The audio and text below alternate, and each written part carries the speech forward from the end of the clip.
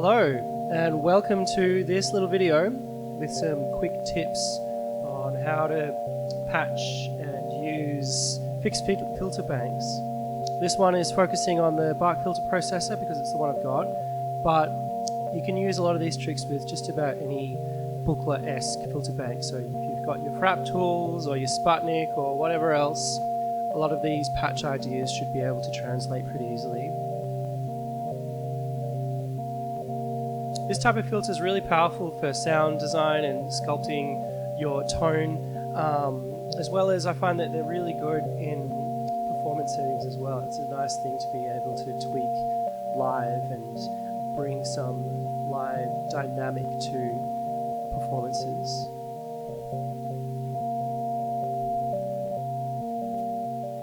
Zoom back camera. This is my system, well, half of it anyway. It's a 12U system. The other half is out of frame, but just to give you a quick idea of what's happening here for this patch and some of the others, I'm going to be using this Kermit dual oscillator because it has some really nice rich harmonics, so that really brings some nice character out of the Bark filter.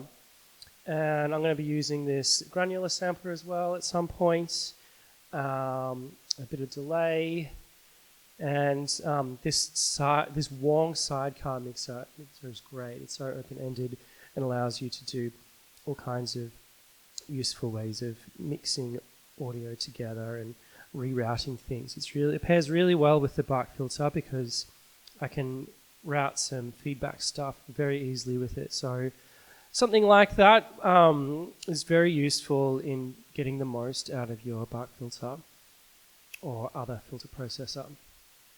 So to start off with, I'm going to show you some really basic stuff, but hopefully it'll start generating some nice ways to think about how to use your filter processor. So we've got the two sides of the Kermit going out, A and B, into the odd and even input. Let's have a quick listen.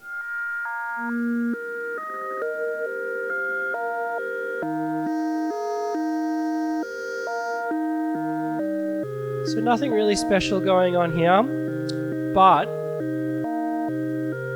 by having each oscillator go through different filter bands, this is a really nice way of being able to split up and kind of distribute the frequencies of both sounds. The way that they're fitting together is kind of like, I don't know, like a nice zipper or something like that they're fitting together snugly. There's no overlapping frequencies at all. So you can hear both of the sequences pretty clearly against each other. Just a really nice way of creating spectral balance between separate things. This is something I use a lot. And then by doing it this way, you've also got all of the controls of those frequencies together right in front of you. So it's a really nice way of being able to kind of have some sort of macro control over the tone of whatever you're doing.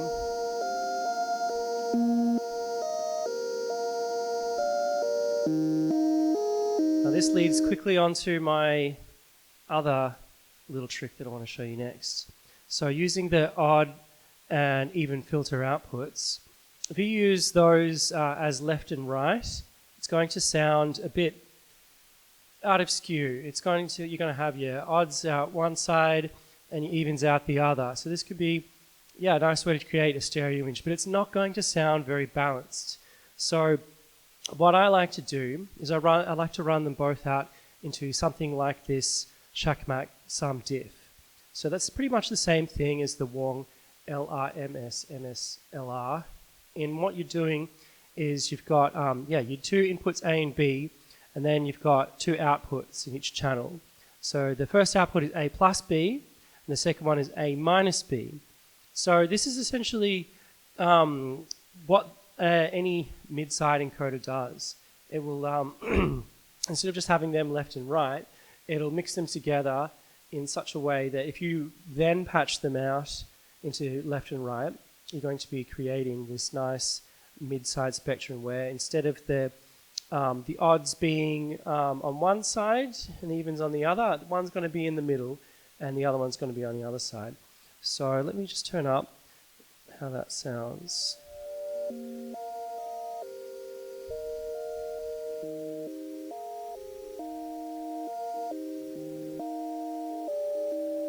So you're listening to that, you can hear how nicely balanced it is in the stereo field.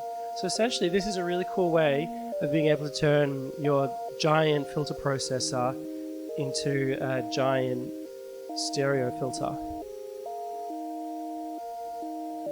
Just to demonstrate, I'll show you what that sounds like without the mid side.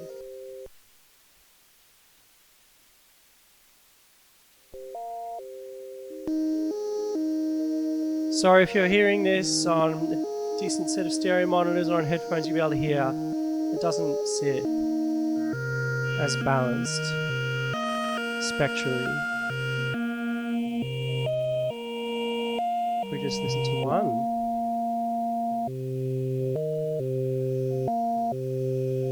Doesn't sit quite balanced, but you switch that back, have a listen.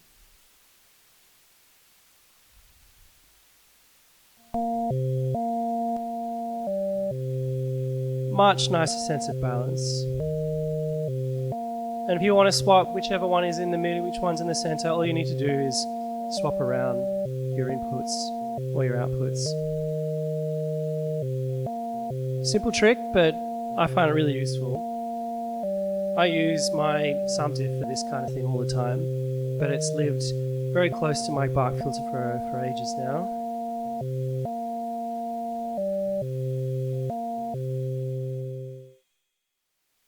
Time for a much more interesting patch. This one is one that's going to show you how you can patch your own resonance by patching feedback. So it can get a bit squealy if you're not careful, but it can be a pretty powerful sound designing tool, and it can be a really nice way of bringing out some extra character in this type of filter processor. So here's the sound of the signals going through.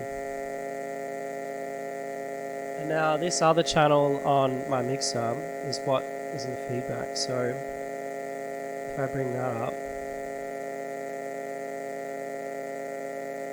start hearing some of those overtones.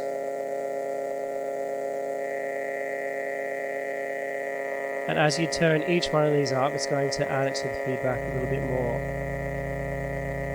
Maybe I'll take one of these out.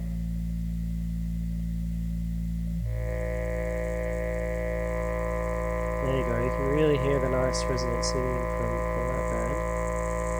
If I turn it up a little bit more.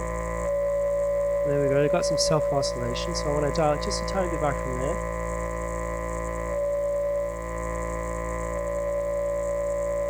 Change the wave shape.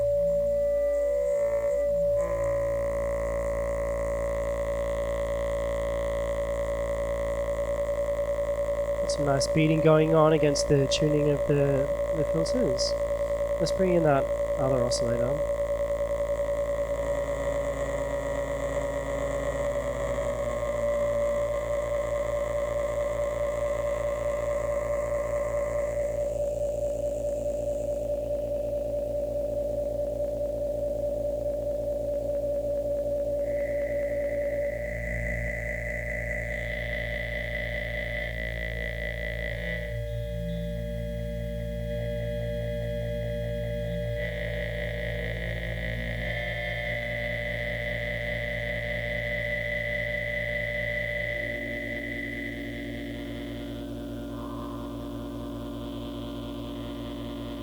Spent a lot of time playing with this. There's really cool sounds to explore in it.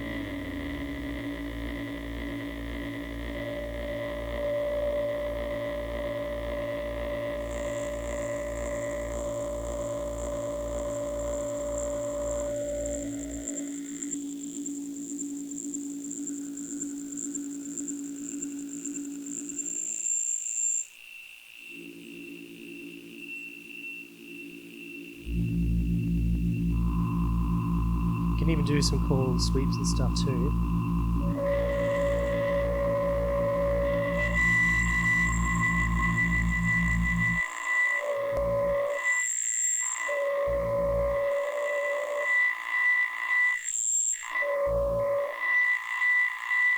Dial it back a little.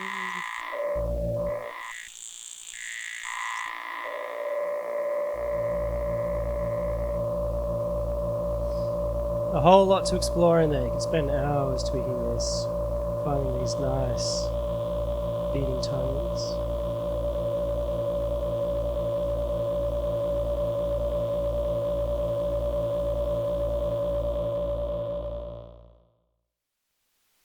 On with another really simple patch, but hopefully this will inspire some interesting ways to think about using your filter processor.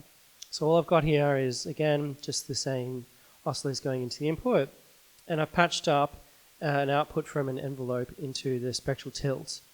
So what this is going to do, when I turn the attenuator up or down, it's going to create some nice low-pass gate type sounds by opening up the filter band's amplitude at the same time. So let's listen. If I turn it anti-clockwise, we'll get the low-pass gate sound. Let's turn up some delay on there.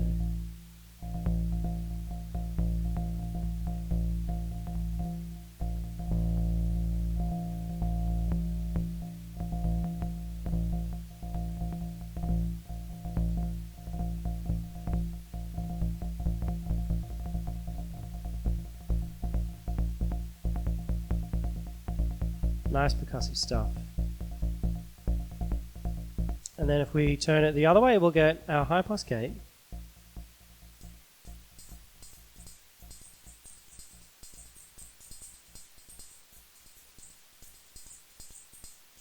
We can play around with the offset for that too. Get some interesting effects happening.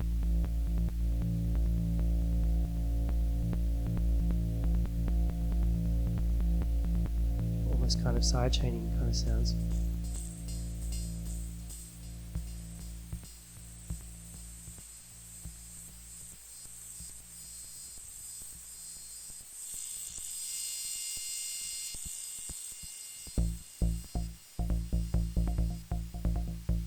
And you can even patch that into the width to get some bandpass gate type stuff, changing the center. If you don't want to have that drone, you just kind of have to tune it to be in between two bands. You won't really be able to hear it so much.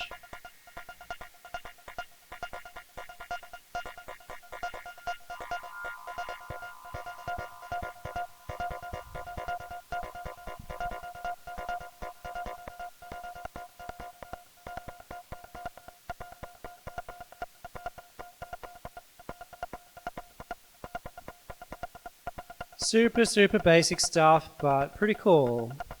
Sounds good, hey?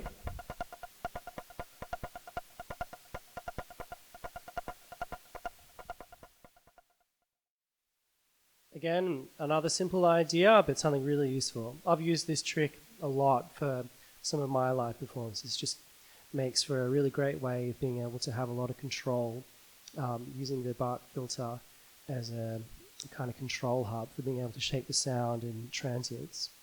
So what I've got going on here, on the odds in, I've got a percussion module, which is in the top half of my rack. You can't see it, sorry. And then in the evens in, I've got the granular sampler going in. And with the lowest band output, going that into my mixer separately, as well as the envelope follow going out. So what I'm doing here is I'm using the lowest band, I'm kind of extracting the bass information so I can get a nice basic kick sound. But then while that's also happening, I've got that transient from the envelope follower going out into a mixer that allows me to add some positive offset, and then I can invert that envelope signal. So then I'm using that as a control on the VCA for my stereo delay here that's kind of going as the main output. And so then what that's doing is using that bass information to duck or side chain the main part of the mix. So let me show you what that's going to sound like.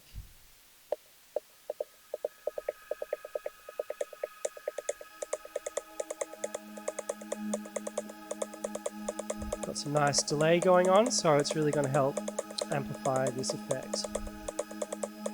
So now listen as I invert that, that envelope file. You hear it start doing its pumping trick.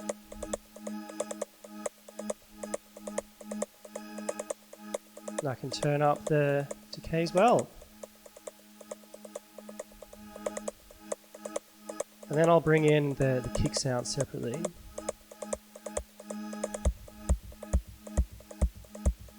You see how I haven't turned up the lowest band? So that way it's keeping it out of the delay mix, keeping it separate. Of course you can turn that up and throw it through the delay as well if you want. It's still going to be ducked by the main kick sound, so that can still be pretty cool too.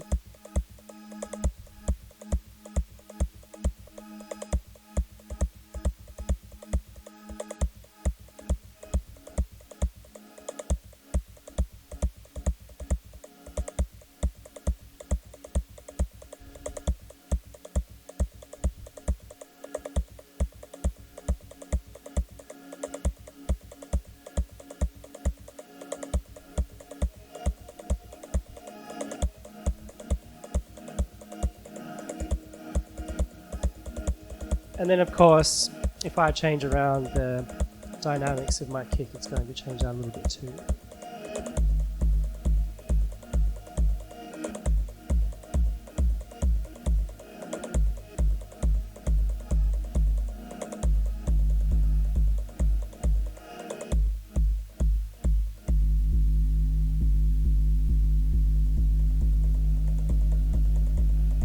Now I can just take out and I kick whenever too in my mix-up.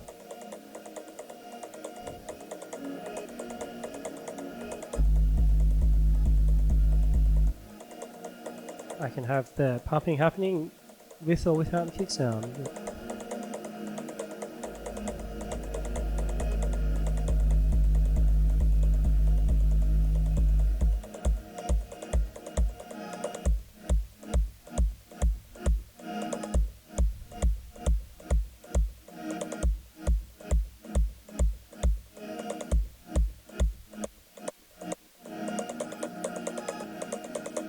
One of my favorite little tricks.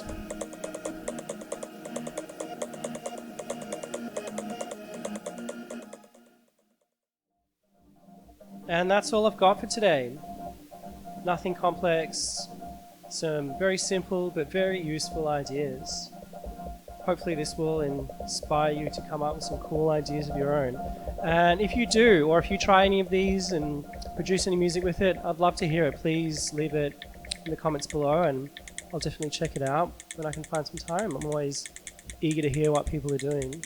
So please do share.